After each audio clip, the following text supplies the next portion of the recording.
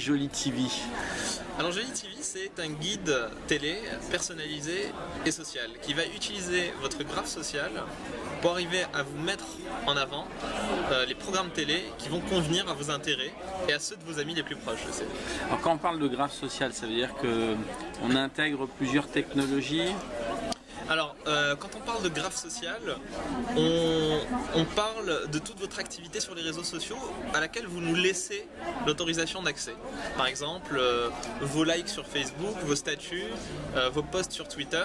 Nous, on a une technologie qui arrive à partir de ces éléments-là, de comprendre vos intérêts et de deviner des choses que vous allez aimer. Alors, quelle est cette techno en fait? Alors nous, il y a plusieurs technologies. Donc il y a la technologie qu'on appelle sémantique. Donc c'est de l'analyse sémantique, avec de l'extraction d'entités et de l'analyse de sentiments, qui nous permet de récupérer des intérêts depuis Twitter. Et on a aussi la technologie de recommandation. Et là, la recommandation, c'est tout ce qui est filtrage collaboratif, tout ce qui est clustering, qui nous permet, à partir des données qu'on a récupérées sur les réseaux sociaux, d'arriver à quelque chose d'intéressant pour chacun de nos utilisateurs. Jolie TV est une start-up, Oui. 4 personnes. Oui. Vous avez démarré quand? Alors, c'est difficile à dire parce que avant d'être Jolie TV, on était autre chose. On a démarré il y a 2 ans. On s'est rendu compte que le marché sur lequel on voulait aller n'était pas si accueillant. Et donc, on a réutilisé la technologie de recommandation qu'on avait pour la télévision. Donc, on l'a tuné, on l'a amélioré et spécialisé pour la recommandation télé. D'accord. Mais est-ce que c'est plus accueillant la télé qu'un autre écosystème? Et ben en tout cas, on voit plus de potentiel. Ouais. On a un plus gros marché qu'on peut adresser beaucoup plus facilement et c'est beaucoup plus excitant. Alors les applications mobiles, tablettes et web vont sortir quand là? Elles sont en cours de développement. En théorie, normalement, si tout se passe bien, tout ça devrait sortir à la début automne, fin été, début automne. Alors il y a eu une table ronde là tout à l'heure sur l'écosystème télé. Comment tu vois, Reda, cet écosystème aujourd'hui en Europe, toi, en tant que start-up? Je me rends compte que, comme on en avait parlé, c'est qu'il y a tellement de lobbies que l'écosystème européen ne fait pas rêver. Pourquoi? Parce que quand on est une start-up, on a envie d'avoir une big picture, on a envie d'avoir des objectifs ambitieux. Ça n'empêche pas non plus de passer par les étapes intermédiaires pour arriver à cette big picture.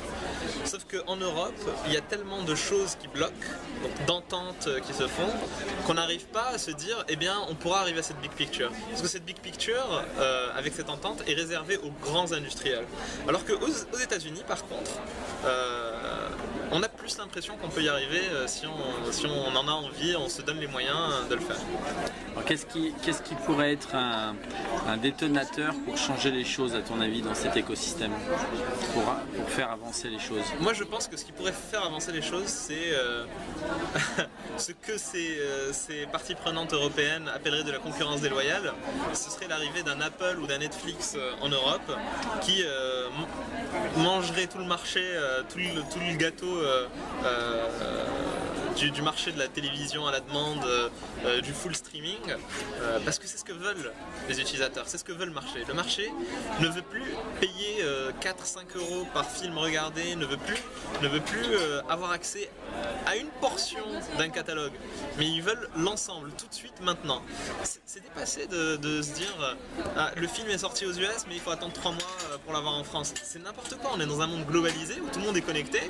Quand le film sort aux US, il devrait sortir en même temps partout. Ouais, ça c'est... en tout cas, peut-être c'est ce qu'on verra dans les mois ou les années qui viennent, mais c'est compliqué, c'est vrai, à mettre en œuvre. On sait que Netflix arrive en Europe. Il arrive dans des pays particulièrement, donc Grande-Bretagne et Espagne. On verra ce qui va se passer. Et là, on voit bien Canal+, qui est en train de se bouger un petit peu avec son Canal Play Infinity. Ils se disent que s'ils ne bougent pas, c'est fini pour eux. Pour revenir à Jolie TV, tu penses que les gens, hormis toute une génération Y qui utilise bien les réseaux sociaux, vont pouvoir se mettre à de tels outils, c'est-à-dire partager leur point de vue, leurs sentiments sur un programme télé, faire de l'interactivité avec ce programme télé? Tu penses que c'est possible, ça? Eh bien ça, c'est un mythe. Le mythe, c'est que les personnes un peu plus âgées ne veulent pas donner leur point de vue. Parce qu'on a accès à ces données-là, on voit quel est le profil des utilisateurs qui laissent des avis sur Internet. Eh bien, contrairement à ce que l'on peut penser, les gens qui ont le plus envie de donner leur avis et de donner leur opinion, ce sont des femmes, déjà sur Internet, âgées entre 35 et 50 ans, qui sont le plus actives et ont envie de donner leur opinion sur les réseaux sociaux. Donc oui, va arriver un moment où ça va se globaliser, mais je pense que le plus important, c'est de leur donner le moyen de le faire le plus facilement possible. C'est l'ergonomie, c'est la user experience qui est super importante.